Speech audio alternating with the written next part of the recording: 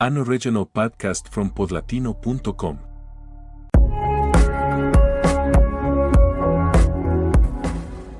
When I think of Broadway in the 21st century, I think of a show that captured the anxieties, loneliness, and fragile hopes of a digital generation. Dear Evan Hansen, which premiered in 2016, was not a story of kings or revolutions, but of an awkward teenager searching for connection. It fused contemporary pop music with intimate storytelling, creating a deeply emotional portrait of adolescence, mental health, and belonging. It won awards, moved audiences to tears, and sparked debates about representation and responsibility. This is the story of how Dear Evan Hansen became one of the defining musicals of the last decade. The origins of the show lie with songwriters Benj Pasek and Justin Paul, who were inspired by a real event from their high school days. After a classmate died, they noticed how some students exaggerated their closeness to the deceased, creating false narratives to gain sympathy. This sparked the idea of a story about a boy who tells a lie that grows beyond his control. With playwright Stephen Levinson, they developed a script that explored grief, social media, and the desperate human need to be seen. At the center of the story is Evan Hansen, a socially anxious high school student who feels invisible. His therapist suggests he write letters to himself, beginning with Dear Evan Hansen. When one of these letters is found on a troubled classmate, Connor Murphy, after his suicide, Connor's family mistakenly believes the letter was Connor's suicide note to Evan. Unable to correct them, Evan invents a friendship with Connor, suddenly finding himself embraced by Connor's grieving parents and admired by his classmates. The lie grows, amplified by social media, until it spirals out of control. The emotional core of the show lies in its songs. Waving Through a Window captures Evan's isolation, a modern anthem for those who feel unseen. You Will Be Found builds from a quiet confession into a soaring ballad, offering hope to anyone who has ever felt lost. Pasek and Paul's score blends pop sensibilities with Broadway drama, creating songs that resonate both inside the theatre and far beyond it. Fans listened on repeat, finding comfort and recognition in the lyrics. When Dear Evan Hansen opened at Washington, D.C.'s Arena Stage in 2015, it received critical praise. Its Broadway debut at the Music Box Theatre in December 2016 confirmed its status as a hit. Ben Platt's performance as Evan was hailed as a tour de force, raw and vulnerable.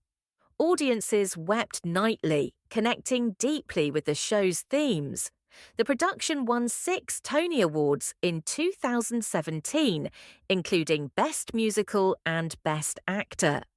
In 2018, it received the Grammy Award for Best Musical Theatre Album. But beyond accolades, the show struck a nerve in society.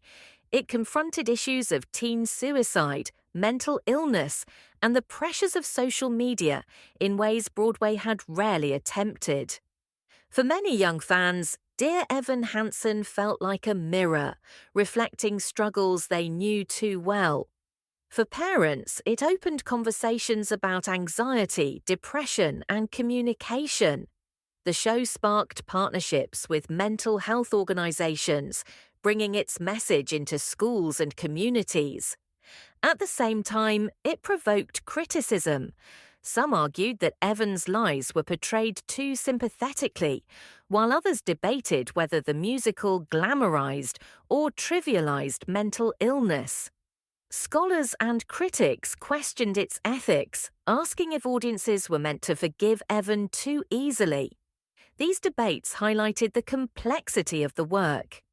Dear Evan Hansen was not a simple story of redemption, but a messy portrait of flawed humanity. The show's cultural reach expanded through technology. Social media campaigns embraced the hashtag #you will be found, turning a show lyric into a digital anthem of hope. Fans recorded covers, shared stories of survival, and created online communities around the musical. The Broadway cast album became a streaming success, proving that the show's impact extended far beyond theatre walls. Touring productions brought Dear Evan Hansen to audiences across North America and London's West End. Each new Evan carried the same challenge, capturing vulnerability without losing authenticity. The West End production won the Olivier Award for Best Musical in 2020, affirming its international resonance. In 2021, a film adaptation was released, with Ben Platt reprising his role. The film received mixed reviews, with critics questioning its cinematic execution and the decision to cast an older Platt as a teenager. Yet, even with its flaws, the adaptation introduced the story to new audiences, reminding the world of the themes at its core: loneliness, lies, and the search for connection. Financially, the musical was a success, recouping its investment quickly and grossing hundreds of millions in ticket sales. Merchandising, cast recordings, and the film adaptation added to its economic impact. But more importantly, Dear Evan Hansen left a legacy of conversation. It showed Broadway could tackle sensitive contemporary issues with honesty, even if imperfectly. What makes Dear Evan Hansen enduring is not its plot twist, but its emotional resonance. It gives voice to the voiceless, offering recognition to those who feel unseen. It shows how technology can amplify lies, but also how it can spread hope. It asks audiences to consider the cost of silence and the weight of being found. Looking back, Dear Evan Hansen stands as a landmark of modern Broadway. It reminded the theatre world that stories of ordinary teenagers could matter as much as stories of kings and revolutionaries. It proved that pop-infused scores could dominate both Broadway and the charts. And it forced conversations about mental health into the spotlight, where they continue today. When I think of Dear Evan Hansen, I think of more than a musical. I think of audiences crying together in the dark, of teenagers finding themselves in a song, of parents holding children a little tighter after the show. I think of a story that dared to expose pain and, in doing so, offered hope. Dear Evan Hansen was not just a hit. It was a lifeline, reminding us all that even in our loneliest moments, we can be found.